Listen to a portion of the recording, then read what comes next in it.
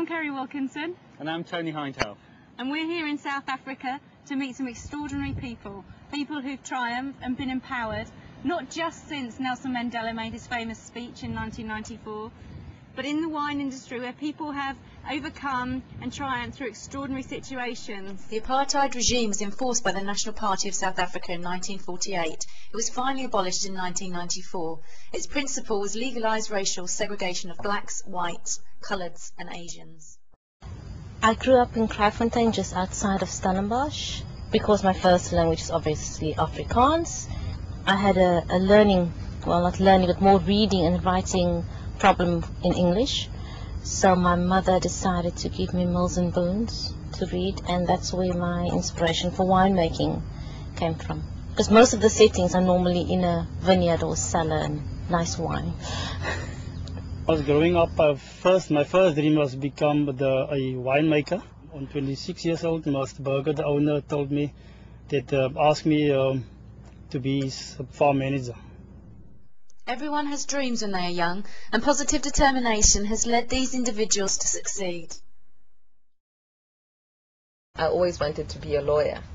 Now, I think that was essentially because of TV programs that portrayed lawyers as being glamorous. You know, it was always shown on TV as being such a glamorous profession that that's what I wanted to do. I have self-respect with the other people and doing the right thing in the right place, the right time. Education for the oppressed was not freely available if you did not meet the right criteria, especially in a white-dominated subject.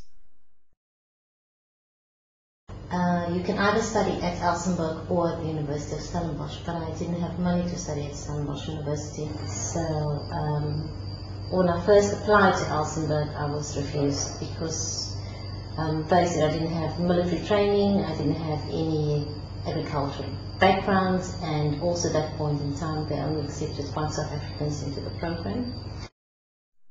Transition is through education and empowerment. At Takulu, Aidan Fry was empowered by his bosses. Now he is the boss. He empowers and people grow like him. To be successful with Black economic empowerment, you will have to focus on skills transfer. Because no project or no company will survive if the people that's in charge of that project or company hasn't got the skills to do it. And if you do skills transfer, you must focus small and focus on, say, 2 people and not on 50 people. Because you focus on 50 people, you focus too big. Welbedacht also have a strong rugby heritage, and the Rugby World Cup gave a great opportunity to celebrate not only South Africa's success, but very much the farm's belief in positive self-determination. I feel amazing because South Africa won the World Cup, and it's great to have Scott Berger in his team also. Muhudi is a 100% black-owned company, and what that is that we own the company 100%. We were not given funding by anybody else. We're not supported by anybody else. And I wanted to make wine. I wanted to be a winemaker. My mother always used to say to us as children, you must make something of your life. My mother is a factory worker, and she's really struggled to put us through school. And she went through difficult times. And I think it was important that we did not live her life.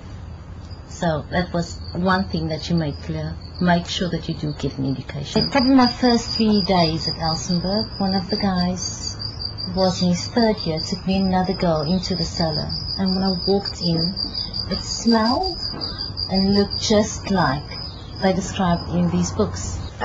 BEE companies, on the other hand, were created by the government as a way of remedying mistakes of the past.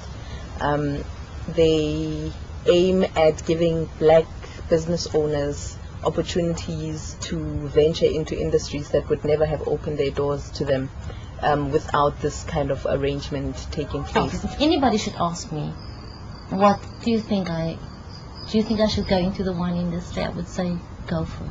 It's fantastic. The rewards is unbelievable.